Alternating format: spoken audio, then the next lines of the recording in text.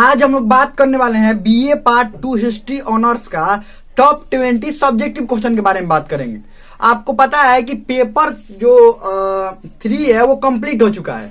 BA part 2 history honours का paper 3 वो complete हो चुका है। उसका एक चैप्टर बाकी था, एक चैप्टर बाकी है, तो पेपर 3 कंप्लीट कर दिए हैं, एक चैप्टर इसका बाकी है।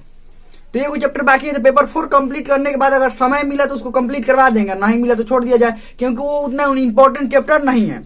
अब समझिए, इसका जो टॉप 15 ऑब्जेक्टिव क्वेश्चन था पेपर 3 का वो करवा दिया गया। अगर आपने नहीं देखा है तो लिंक डिस्क्रिप्शन में प्ले लिस्ट का वहां से देख सकते हैं, प्ले लिस्ट में जाकर देख सकते हैं। अब समझिए, बीए पार्ट 2 हिस्ट्री ऑनर्स का ये टॉप 20 जो सब्जेक्टिव क्वेश्चन है, यानी कि लॉन्ग क्वेश्चन है, वो लॉन्ग क्वेश्चन करवाया जा रहा है। एक क्लास में 4 गो लॉन्ग क्वेश्चन करवाया जाएगा और चारों लॉन्ग क्वेश्चन के बारे में थोड़ा थोड़ा हम बता देंगे, और उसके बाद इन चारों का आंसर लिखकर आपको टेलीग्राम ग्रुप में भेजना है। अगर टेलीग्राम ग्रुप नहीं ज्वाइन किया है तो लिंक डिस्क्रिप्शन में टेलीग्राम ग्रुप का वहां से ज्वाइन कर सकते हैं, और सभी का आंसर लिखकर, क्योंकि इनके बारे में बहुत अच्छा से हमने पढ़ाया है, और ये भी बताएंगे कि इनके बारे में कौन कौन से चैप्टर में हमने पढ़ाया है। अगर आप भूल गए होंगे तो हम ये भी बताएंगे कौन कौन से चैप्टर में इसके बारे में पढ़ाया है। तो टॉप जो 20 सब्जेक्टिव क्वेश्चन का ये पहला शुरू वाला 4 गो क्वेश्चन है, पहला, दूसरा, तीसरा और चौथा। तो चलिए शुरू करते हैं हम लोग। लेकिन इससे पहले ये समझना होता है कि एग्जाम में कॉपी लिखते कैसे हैं, थोड़ा सा वो समझ लीजिए। देखिए, सबसे पहले एग्जाम में कॉपी लिखे, जब कॉपी और आपको क्वेश्चन मिलता है तो कॉपी पर सबसे पहले शुरू में अपने बारे में भरना होता है, यानी कि नाम, रोल नंबर और बाकी जो भी डिटेल होते हैं वो डिटेल को क्या करना होता है, भरना होता है। तो वो सब भर लिए, और उसके बाद जब पहला पेज आता है लिखने वाला, तो वहां सब देखिए लिखना कहाँ शुरू करते हैं। अब लिखना आपको शुरू करना है, तो लिखना शुरू करना है तो सबसे पहले चौथाई छोड़ना होता है। चौथाई छोड़ने का मतलब ये हुआ, देखिए चौथाई का मतलब क्या होता है, सबसे पहले उसमें चौथाई छोड़ा हुआ नहीं रहता है। चौथाई का मतलब छोड़ा हुआ नहीं रहता, आपको खुद से चौथाई खींचना होता है। चौथाई का मतलब साइड में एक लाइन जो खींचा जाता है, इसी को चौथाई बोलते हैं। चौथाई का मतलब एक पेज को 4 भागों में मोड़ दिया जाता है और एक भाग में ये ऐसे लाइन खींचा जाता है, उसी को चौथाई बोलते हैं। जैसे ये पेज हो गया, ठीक है, ये पेज को अगर हम 4 भागों में मोड़ देंगे, मान लीजिए ऐसा पेज है, ठीक है, इसको हम 4 भागों में ऐसे मोड़ दिए, क्या किए, 4 भागों में मोड़ दिया। देखिए एक भाग इतना आया ना, एक भाग में हम इसके लाइन, अब जो मोड़ा हुआ है ये साइड में लाइन खींच देंगे। लेकिन अगर चौथाई आप करेंगे 4 भाग, तो चौथाई बड़ा हो जाता है, जब उतना चौड़ा छोड़ना नहीं होता है। नाम तो चौथाई होता है कि 4 भाग में 1 भाग छोड़ना है, लेकिन करना क्या होता है, 1 भाग ना छोड़ना होता है। अपने से अंदाज ले लीजिएगा, हाँ इतना ठीक है, इतना ठीक है, हल्का सा, इतना नहीं कि ज्यादा चौथाई नहीं होना चाहिए, कम भी नहीं होना चाहिए। ऐसा है कि देखिए यहाँ पर क्या करना होता है, 1 नंबर लिखकर उसके बाद आंसर यहाँ से लिखना। अब क्या करना होता है, शुरू करना होता है।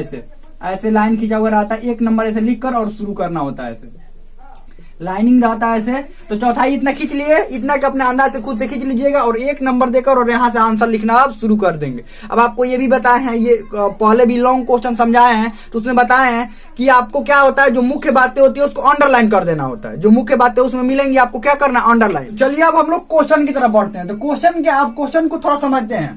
क्वेश्चन, पहला क्वेश्चन क्या है, मोहम्मद बिन तुगलक। अब देखिए, ये क्वेश्चन को समझना, आपको क्वेश्चन सिर्फ लिख लेने से नहीं होगा, इसका आंसर भी तो तैयार करना है। आप अगर सिर्फ जान जाएंगे हाँ ये क्वेश्चन है, लेकिन समझने से, ये पता होने से थोड़ा कुछ होता है, समझने से सब कुछ होता है। तो चलिए समझेंगे कैसे। मोहम्मद बिन तुगलक के नवीन सुधारों एवं इसकी सफलताओं की परीक्षण करें। यानी कि मोहम्मद बिन तुगलक के बारे में मुख्य रूप से लिखना है। किसके बारे में, मोहम्मद बिन तुगलक के बारे में, तुगलक वंश के बारे में। तो यहाँ पर क्या लिखना शुरू करें, इंट्रोडक्शन क्या लिखना। सबसे पहले आपको देखिए, जब ये तुगलक वंश हम पढ़ा रहे थे तो बहुत अच्छा से तुगलक वंश के बारे में बताए थे, और जब इसका लॉन्ग क्वेश्चन करवाए थे उस समय भी बताए थे कि कैसे आपको इंट्रोडक्शन लिखना है। सबसे पहले क्या इसमें यहाँ से लिखना शुरू करेंगे कि तुगलक वंश के बारे में सबसे पहले लिखना शुरू करेंगे कि तुगलक वंश का संस्थापक गयासुद्दीन तुगलक था। तुगलक वंश के संस्थापक गयासुद्दीन तुगलक था। गयासुद्दीन तुगलक के बाद उसका पुत्र मोहम्मद बिन तुगलक राजगद्दी पर बैठा, जिसका बचपन के नाम जौना खा था। इसी के दरबार में विदेशी यात्री इब्न बतूता आया था। इतना लिख लिए, ठीक है। देखिए हम लिखवाएंगे ना, अभी लिखिए कि मत, अपने कॉपी पर ही समझ, अभी लिखिए मत, समझ लीजिए। अब ये भी बताएंगे कौन से चैप्टर में पढ़ाए हैं। तो ये क्वेश्चन हो गया, और उसके बाद ये सब लिखने के बाद इसके सैन्य सुधार के बारे में लिखेंगे, नवीन सुधार। तो यहाँ पर लिखेंगे इसके सैन्य अभियान के बारे में लिखेंगे। तो सैन्य अभियान, ये वारंगल वाला सैन्य अभियान किया था, वारंगल याद है आप लोगों को, तुगलक वंश के बारे में पढ़ाए थे, तो वारंगल वाला सैन्य अभियान के बारे में लिख देंगे। और उसके बाद इसके नवीन सुधारों में यहाँ पर लिखेंगे, उसके बाद नवीन सुधार में इसके बारे में क्या लिखेंगे, दीवान ए कोही की स्थापना, दीवान ए कोही की स्थापना करवाया। ये क्या था, एक कृषि, अब इसमें लिखेंगे दीवान ए कोही अंडरलाइन करेंगे और इसमें लिखेंगे यह एक कृषि विभाग था, जिसके तहत कृषकों की मदद किया जाता था, इसे ऋण दिया जाता था और अन्य प्रकार के कृषकों का भी मदद किया जाता था। अब देखिए इसके बारे में, ये मोहम्मद बिन तुगलक के बारे में पूरा डिटेल में कौन से चैप्टर में पढ़ा है, चैप्टर 4 में मोहम्मद बिन तुगलक के बारे में पूरा विस्तार से पढ़ा है। चैप्टर 4 का अब देखिए ये समझना है कि चैप्टर 4 पढ़ाए होंगे तो उसका ऑब्जेक्टिव क्वेश्चन भी करवाए होंगे और उसका सब्जेक्टिव क्वेश्चन भी करवाए होंगे। तो चैप्टर 4 पहले देखिएगा अच्छा से, उसके बाद उसका सब्जेक्टिव क्वेश्चन जब देखिएगा लॉन्ग क्वेश्चन है तो इसी के बारे में कराए हैं, मोहम्मद बिन तुगलक के बारे में ही करवाए हैं सब्जेक्टिव क्वेश्चन भी। इसका सब्जेक्टिव चैप्टर 4 का आपको सबसे पहले क्या देखना है, चैप्टर 4 पहले अच्छा से पढ़ना है, ठीक है, दोबारा से रिवीजन करना है। और उसके बाद इसका लॉन्ग क्वेश्चन, लॉन्ग यानी कि सब्जेक्टिव क्वेश्चन भी देखना है। अब आप देखेंगे कैसे, इसी चैनल पर प्लेलिस्ट बना हुआ है, इसी चैनल पर क्या बना हुआ है, प्लेलिस्ट, और प्लेलिस्ट में जाकर बीए पार्ट 2 हिस्ट्री ऑनर्स के प्लेलिस्ट में जाकर और वहां पर आप सारे चैप्टर देख सकते हैं। सारे नहीं देखना है आपको, कौन सा देखना है, सिर्फ चैप्टर 4 ही देखना है। तो चलिए आगे बढ़ते हैं हम लोग। अगला क्या है कि बलबन के राजत्व के सिद्धांत की विवेचना करें। किसके राजत्व के सिद्धांत की विवेचना करना है, बलबन की, ठीक है। अब देखिए ये मोहम्मद बिन तुगलक के बारे में आप लिख लिए ना, तो ये लिखिए कैसे, उसके बारे में तो लॉन्ग में बताएंगे। साथ में लिखने के बाद ये चारों क्वेश्चन का आंसर आपको टेलीग्राम ग्रुप में भेजना। और एक बात, बहुत सारे बच्चे ये कह रहे थे कि पेपर 3 अब खत्म हो गया, पेपर 4 जल्द से जल्द स्टार्ट कीजिए। तो पेपर 4 भी अब अगले क्लास से पेपर 4 स्टार्ट हो जाएगा। और ये जो सब्जेक्टिव क्वेश्चन का क्लास है, रेगुलर क्लासेस, मतलब हर रोज ये क्लासेस नहीं होगा। देखिए कैसे होगा, आज ये क्लासेस हुआ ना, आज हुआ, कल और परसों 2 दिन बीच होगा। क्या होगा, 2 दिन बीच होगा और चौथा दिन यानी उसके अगला दिन फिर सब्जेक्टिव क्वेश्चन के टॉप 20 वाला जो क्वेश्चन है, टॉप 20 वाला क्वेश्चन फिर होगा, फिर यहाँ पर टॉप 20 वाला क्वेश्चन होगा, ध्यान रखिएगा। और ये 2 दिन क्या होगा, ये 2 दिन अब कल से चालू हो जाएगा पेपर 4, साथ साथ पेपर 4 भी कंप्लीट होता रहे और ये भी, ये 5 गो क्लासेस में ये खत्म हो जाएगा। तो 5 गो क्लासेस 2-2 दिन पर क्लास होगा। अब 2 दिन पर क्यों बीच किए हैं, इन क्लासेस के बीच में 2 दिन क्यों रखे हैं, क्योंकि आप इतने में इस चारों क्वेश्चन का आंसर लिखकर टेलीग्राम ग्रुप में भेज दे, ताकि हमको ये पता चल पाए कि कौन सा आंसर आप सही से नहीं लिख पा रहे हैं, तो उस आंसर को हम लिखवाएंगे ना। जब आप नहीं लिख पाएंगे तो हमको ही लिखवाना पड़ेगा। तो ये पता कैसे चलेगा, मान लीजिए आज वो क्लास हो गया, फिर कल वो क्लास हो गया, तो हमको पता कैसे चल पाएगा कि इसमें से कितना आपने लिखा, कितना नहीं लिखे, कितना समझ में आया नहीं आया। तो 2 दिन का समय इसीलिए आपको दिया गया है कि 2 दिन में आप लिखिए और जो नहीं आ रहा है वो टेलीग्राम ग्रुप में भेजिए कि हाँ ये हमको नहीं आ रहा है, और जो आ रहा है उसको भी लिख कर भेजिए, कैसे लिखे हैं, सही लिखे हैं, गलत लिखे हैं। और ये 2 दिनों में क्लास बंद नहीं होगा। 2 दिन में कौन, पेपर 4 अब स्टार्ट हो जाएगा, पेपर 4, यहाँ पर भी पेपर 4। समझ में आया, कुछ समझ में आ ही गया, हम लोग तो समझ में आ गया होगा। चलिए आगे बढ़ते हैं। बलबन के राजत्व के सिद्धांत की विवेचना करें। बलबन के राजत्व के सिद्धांत की विवेचना करिए। पता है आपको कि दिल्ली सल्तनत में हम पढ़ाए थे, किसमें पढ़ाए थे, दिल्ली सल्तनत, जो कि चैप्टर 2 में है। चैप्टर 2 दिल्ली सल्तनत के बारे में बहुत अच्छा से, इसमें बलबन के बारे में हम पढ़ाए थे। किसके बारे में, बलबन के बारे में हम पढ़ाए थे। अब बलबन कौन था, ये दिल्ली सल्तनत में गुलाम वंश जो था, उसी वंश का क्या था, ये दिल्ली सल्तनत में जो गुलाम वंश था। और गुलाम वंश में देखिए, ये दिल्ली सल्तनत में जो रजिया सुल्तान थी ना, रजिया सुल्तान के बाद ही ये बना, कौन, बलबन।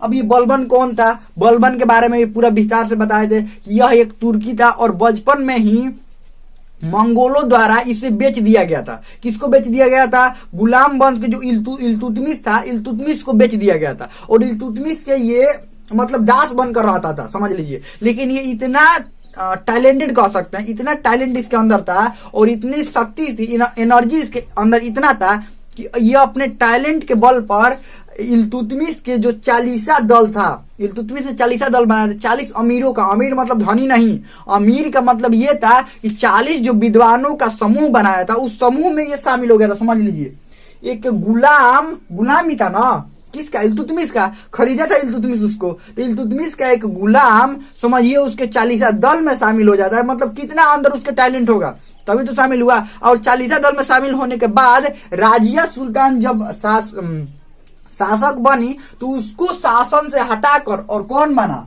बलबन। बलबन शासक बनते ही, देखिए ये कहानी आपको सुना रहे हैं, उसमें अगर उसमें पढ़िएगा तो उसमें भी बहुत विस्तार से है। ये नहीं कह रहे हैं कि आपका आंसर कैसे लिखिएगा। देखिए काहानी इसलिए सुना देना है कि अगर मान लीजिए इसका आंसर नहीं भी याद रहेगा परीक्षा में, तो कुछ तो याद रहेगा, कुछ तो लिख पाएंगे ना। तो देखिए 40 दल में तो शामिल हुआ, 40 दल में शामिल होने के बाद ये राजिया सुल्तान को, तो 40 दल में शामिल हुआ, उसके बाद राजिया सुल्तान जब शासिका बनी तो राजिया सुल्तान को हटाकर खुद राजा बना। राजा बनने के बाद देखिए क्या हुआ इसमें, जो इल्तुतमिश के बाद धीरे धीरे जो थे, इल्तुतमिश के बाद जो शासक हुए बहुत ही कमजोर हुए और लोगों से शासक के प्रति मन में जो भय था, जो इज्जत था, सम्मान था, सब हट गया था। तो इसने क्या किया, राजा बनते ही सबसे आप पहले सोचा भय स्थापित करना होगा लोगों के मन में और इज्जत भी स्थापित करना होगा। तो इसने आम लोगों से मिलना छोड़ दिया, कड़े कड़े प्रतिबंध लगा दिए, नए नियम बना दिए, राजत्व का सिद्धांत लागू कर दिया। राजत्व का सिद्धांत का मतलब ये कि राजा ही सब कुछ है, सारे चीजों का देखभाल करने वाला राजा ही है, राजा के सिवा और कोई नहीं है, राजा ही सब कुछ कर सकता है। बस यही था इसका राजत्व का सिद्धांत। ठीक है, बलबन के यही राजत्व का सिद्धांत था। इसने और बहुत कड़े कड़े प्रतिबंध, रक्त और लौह की नीति का इसी ने शुरुआत किया। ध्यान रखिएगा, रक्त और लौह की नीति मतलब, रक्त और लौह की नीति का मतलब ये हुआ कि जो समझाने से नहीं माने उसको पीट दो, पीटने से नहीं माने, जो करने से माने उसको करो। एकदम डायरेक्ट पीटना शुरू कर दो, किसी को कुछ भी कर दो, वही था इसका सिद्धांत था। ध्यान रखिएगा। तो ये बलबन के सिद्धांत के बारे में चैप्टर 2 में बहुत अच्छे से पढ़ा है, तो आप चैप्टर 2 देख सकते हैं। चलिए आगे बढ़ते हैं। मुगल काल में कला एवं स्थापत्य कला के विकास को संक्षेप में बताएं। कला एवं स्थापत्य कला के विकास को संक्षेप में बताएं, यानी कला और स्थापत्य कला का विकास कैसे हुआ। कला और स्थापत्य कला का मतलब ये होता है कि उस समय भवनों का निर्माण कैसे हो रहा था, या अलग अलग इमारतें कैसी बनाई जा रही थी, मकबरे कैसे बनाए जा रहे थे, लाल किला कैसे बनाया गया, मतलब अलग अलग तरह के भवने कौन बनवाया, कैसे बनाया गया, ये सब के बारे में विस्तार से बताना है। लेकिन किसी एक राजा के बारे में नहीं, पूरे मुगल काल में बताना। तो मुगल जो वंश का संस्थापक था कौन था? बाबर। बाबर ने ज्यादा कुछ किया नहीं, बाबर ने ज्यादा कुछ नहीं किया। बाबर के बाद कौन हुआ? बाबर के बाद हुआ जो था उसका बेटा जो था हुमायूं। बाबर के बाद कौन हुआ? हुमायूं। हुमायूं के बाद कौन हुआ? हुमायूं के बाद हुआ अकबर। हुमायूं के बाद कौन हुआ?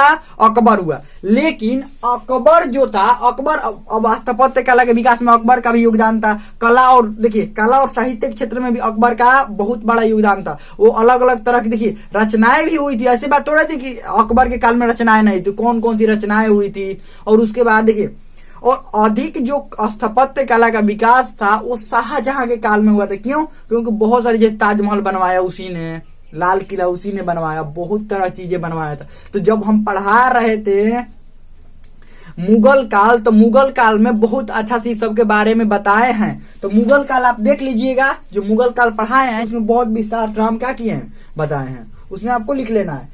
और उसके बाद फिरोज शाह तुगलक की उपलब्धियों का मूल्यांकन करें। फिरोज शाह तुगलक की उपलब्धि भी तुगलक वंश का था, तो वैसे इंट्रोडक्शन लिखना है। और ये किसका बेटा था? ये मोहम्मद बिन तुगलक के बाद, बेटा नहीं था मोहम्मद बिन तुगलक का, ध्यान रखिएगा।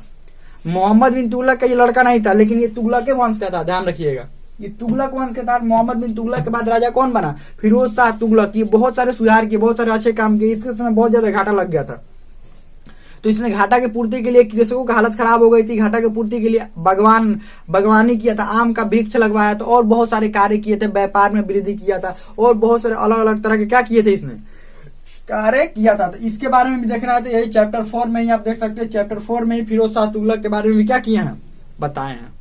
तो हमें लगता है कि बढ़िया से ये सब समझ में आ गया होगा, चारों क्वेश्चन आपको समझ में आ गए होंगे। इसका आंसर लिखकर आपको टेलीग्राम ग्रुप में भेजना है। और टेलीग्राम ग्रुप अभी तक ज्वाइन नहीं किया है तो लिंक डिस्क्रिप्शन में होगा, टेलीग्राम ग्रुप का, वहां से ज्वाइन कर सकते हैं और उसी में आपको आंसर लिखकर भेज सकते हैं। और आपको पता ही है कि अगला क्लास कल नहीं, परसों नहीं, उसके अगले दिन होगा, और कल परसों से आपका पेपर 4 चालू हो जाएगा। आपको पता ही है ये 2 दिन क्यों बीच किया गया, ये भी आपको पता है, क्योंकि आपको आंसर लिखकर भेजने में 2 दिन का समय लग सकता है। इसीलिए आप जितना जल्दी हो सके आंसर लिखकर भेज दीजिए, हम चेक करके बता देंगे कितना सही है, कितना गलत है, कौन कौन सा आंसर आपको नहीं आ रहा है। तो चलिए, हमें लगता है समझ में आ गया होगा। इसमें कोई भी डाउट हो, कोई भी क्वेश्चन हो, आप कमेंट में पूछ सकते हैं। हमें लगता है समझ में आ गया होगा।